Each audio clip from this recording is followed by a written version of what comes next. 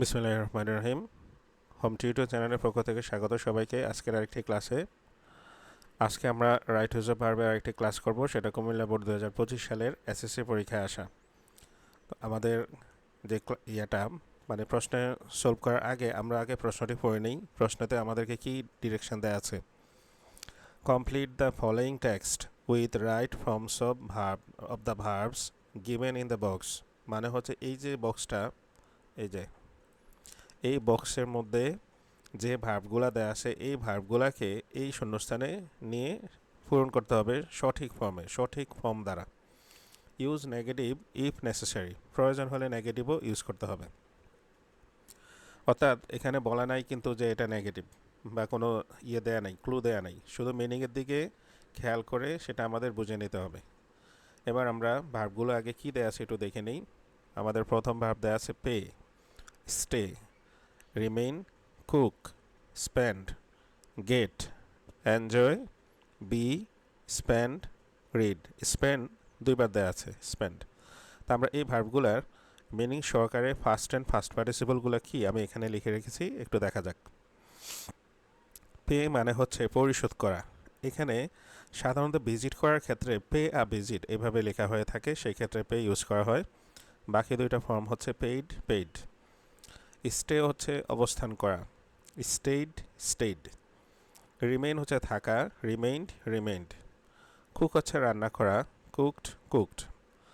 Spend হতো ব্যয় করা বা কাটানো, এখানে স্পেন্ট। এখানে তো দুইটা স্পেন্ড একই রকম। গেট হচ্ছে পাওয়া, গট অথবা গটেন। ফার্স্ট পার্টিসিপল হিসেবে গট বা গটেন ব্যবহৃত হতে পারে। এনজয় উপভোগ করা, এনজয়েড।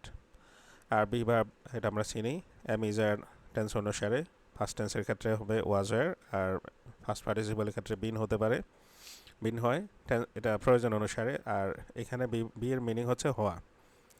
স্পেন তো আগে বলছি, রিড তো পড়া, বাকি দুইটার উচ্চারণ একটু তারতম্য আছে। এটার উচ্চারণ হবে রেড। এবার আমরা ভার্বের ফর্মের যে কনজুগেশন অফ ভার্ব সেটা দেখে নিলাম, মিনিংও দেখে নিলাম। আমাদেরকে মাথায় একটু মিনিংগুলো রাখতে হবে যে ভার্বের মিনিংগুলো কী। আমরা সেন্টেন্সের ক্ষেত্রে তখন আমাদের মাথায় এই মিনিংটা বসালে পারফেক্ট হতে পারে বলে মনে হবে। আমরা সেন্টেন্সের চলে যাই, টেক্সটে। I have a friend named Alisha, অর্থাৎ আলিশা নামের আমার একটা বন্ধু আছে। She and I dash in the same class. এখানে আমি এবং সে একই ক্লাসে, ইন দ্য সেম স্কুল, একই স্কুলে পড়ি।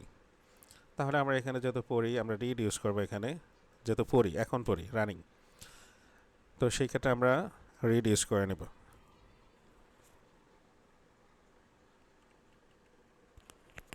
রিড। তো যেহেতু এটা ইউজ করে ফেললাম, এটাকে আমরা কালারটাকে একটু চেঞ্জ করে দিই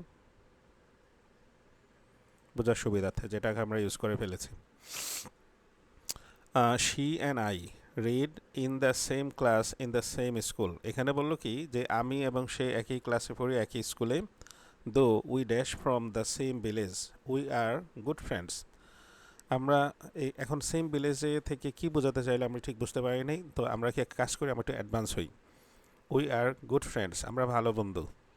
তো ডিউরিং লাস্ট উইন্টার, গত উইন্টারে, I dash a chance dash a visit to her village. এই যে এখানে একটা ক্লু দেওয়া আছে যে হার ভিলেজ মানে তার গ্রাম, তার মানে হচ্ছে আমার আর তার গ্রামটা এক না, আলাদা। না হলে তো আমি তার গ্রাম খেয়ে তার গ্রাম বলতাম কেন, আমাদের গ্রাম বলতাম। এই জন্য এখান থেকে একটা ক্লু পাওয়া গেল। সেই ক্ষেত্রে হচ্ছে কি, though we are dash from the same village, এখানে আমরা বি ভার্ব ইউজ করবো, তবে নেগেটিভ ইউজ করতে হবে।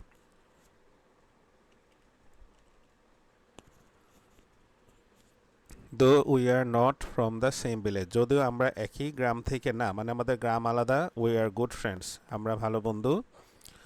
এখানে এসে চলে গেল ডিউরিং লাস্ট উইন্টার, গত উইন্টার মানে ফার্স্ট টেন্সে চলে গেল আই ড্যাশ আ চান্স।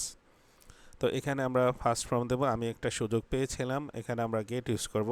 তো যেহেতু এটা ফার্স্ট টেন্সের, আমরা গেটের ফার্স্ট ফর্ম ইউজ করব,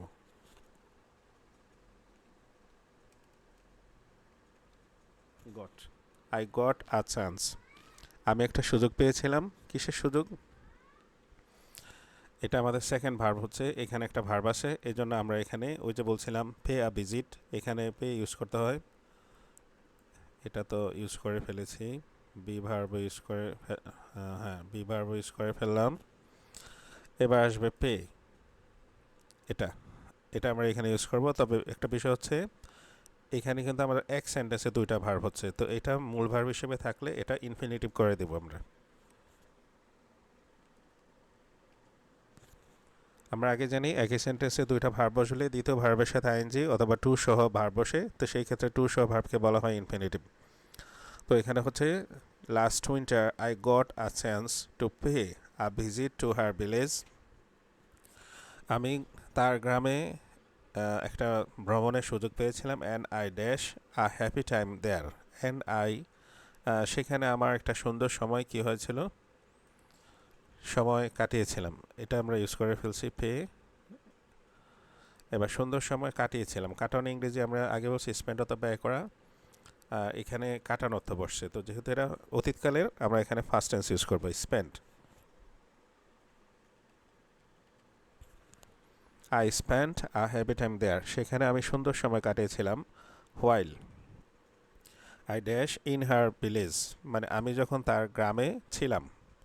তো আমি এখানে হোয়াইলের একটা নিয়ম বলি, হোয়াইলের পর যে সাবজেক্ট থাকে, এই যে এখানে সাবজেক্ট আছে, হোয়াইলের পর যদি সাবজেক্ট থাকে তাহলে ফার্স্ট কন্টিনিউয়াস টেন্স ইউজ করতে হবে।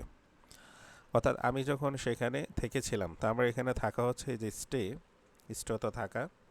তো আমরা এখানে এই নিয়ম অনুসারে ফার্স্ট কন্টিনিউয়াস ইউজ করব, মানে সাবজেক্টের পর ওয়াজ ওয়ার, ভার্বের সাথে আইএনজি, তো আইয়ের সাথে বসবে ওয়াজ।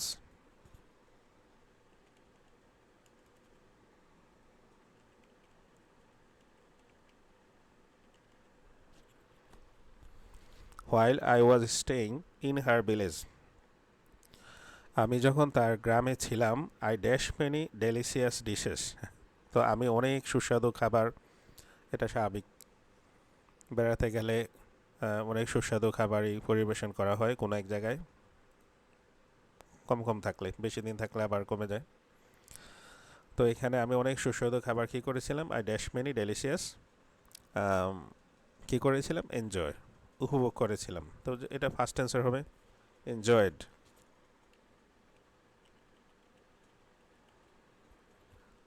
সেখানে থাকাকালীন সময় I enjoyed many delicious dishes which dash by Alisha's mother, যেগুলো আলিশার মায়ের দ্বারা রান্না হয়েছিল। এটা অবশ্য প্যাসিভ ভয়েস।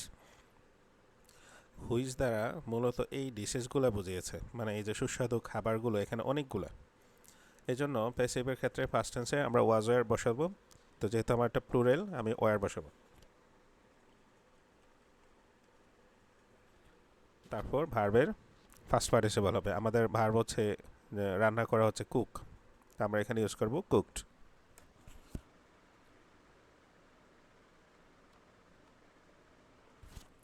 প্যাসিভের কারণে প্যাসিভ বসে অলওয়েজ ভার্বের ফার্স্ট পার্টিসিপল, মানে 3 নাম্বারটা বসে, এই যে 3 নাম্বার দিলাম, were cooked by Alisha's mother. Actually I wanted, এই যে এখানে একটা ভার্ব আছে, এটাই কিন্তু মূল ভার্ব, আমরা আরেকটা ভার্ব ইউজ করলে ইনফিনিটিভ করে দেব। আই ওয়ান্টেড টু, কী করেছিলাম, আই ওয়ান্টেড টু স্পেন্ড, মানে আরেকটু কাটাতে চেয়েছিলাম। স্পেন্ড আমরা অলরেডি একটা নিয়েছিলাম, একটাকে ইয়ে করে দিই, আরেকটা স্পেন্ড আমরা এখানে ইউজ করব। আমরা এনজয় ইউজ করে ফেলছি, বি ভার্ব ইউজ করলাম, কুক ইউজ করে ফেললাম। এখন আমার কাছে দুইটা ভার্ব আছে, আমরা এখন স্পেন্ড ইউজ করবো। আই ওয়ান্টেড টু, যেহেতু ইনফিনিটিভ হবে, একই সাথে দুইটা ভার্ব বলে দ্বিতীয় ভার্বের সাথে আইএনজি অথবা টু দিতে হবে। তো আমরা টু সহ মূল ভার্বকে লিখবো এখানে।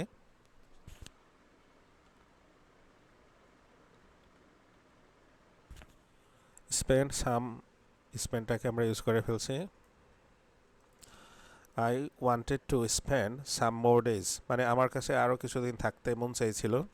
But as I had some other plans, যেহেতু আমার অন্য কিছু আরও প্ল্যান ছিল, I had to come back, আমাকে ফিরে আসতে হয়েছিল। হ্যাড টু মানে বাধ্যবাধকতা, বাধ্য হয়েছিল। The memory of that visit dash ever fresh in my mind, ওই যে মেমোরি, যেটা সে সেখানে কাটিয়েছিল যে সময়টুকু, সেই মেমোরিটিকা অত্যন্ত দুর্দান্ত ছিল, বোঝা যায়। তো সেই সময়টুকু সে তার হৃদয়ে লালন করবে, মানে অলওয়েজ, ফিউচারও, এই জন্য আমরা এটাকে ফিউচার টেন্সে দেব। তো ফিউচার টেন্সের নিয়ম হচ্ছে সাবজেক্টের পর শেল বা উইল হবে। তো যেহেতু আমার সাবজেক্ট থার্ড পারসন, আমি এখানে উইল ইউজ করব, উইল। আর আমার একটা ভার্ব আছে remain.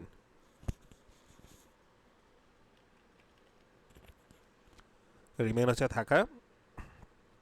The memory of that visit will remain ever fresh in my mind. ওই ভিজিটের মানে ওই যে সফর, যে কদিন সে তার ফ্রেন্ডের বাসায় থেকেছিল, ওই কয়টা দিন তার কাছে তার মনের ভিতরে চিরসতেজ হয়ে থাকবে। উইল রিমেইন থাকবে, ফিউচারে থাকবে, মানে যতদিন সে বেঁচে থাকে বা একটা নির্দিষ্ট সময় পর্যন্ত থাকবে, যতদিন আবার কোনো না কোনো কারণে সে বন্ধুর দ্বারা আঘাতপ্রাপ্ত হয়। তো যাই হোক, আমাদের জীবনে এরকম নানা সুন্দর সুন্দর সময় আসে, আমরা সেই সুন্দর সময়গুলো হৃদয়ে লালন করি। আজকে এটার মাধ্যমে আমাদের সেটাই স্মরণ করে দেওয়া হলো, সাথে সাথে ভার্বগুলো আমরা প্রপারলি ইউজ করতে পারি কি না দেখা হলো। তো আজকের ক্লাস এটুকুই। হোম টিউটর চ্যানেলে ক্লাস দেখার জন্য ধন্যবাদ সবাইকে। চ্যানেলটি সাবস্ক্রাইব করে রাখার জন্য অনুরোধ থাকলো, যাতে এরকম ক্লাস আরও বেশি পাওয়া যেতে পারে এই আপলোডের সাথে সাথে, যাতে এই সবাই দেখতে পারে, সেই অনুরোধ থাকলো। তো ধন্যবাদ সবাইকে ক্লাস দেখার জন্য আবারও। আল্লাহ হাফেজ।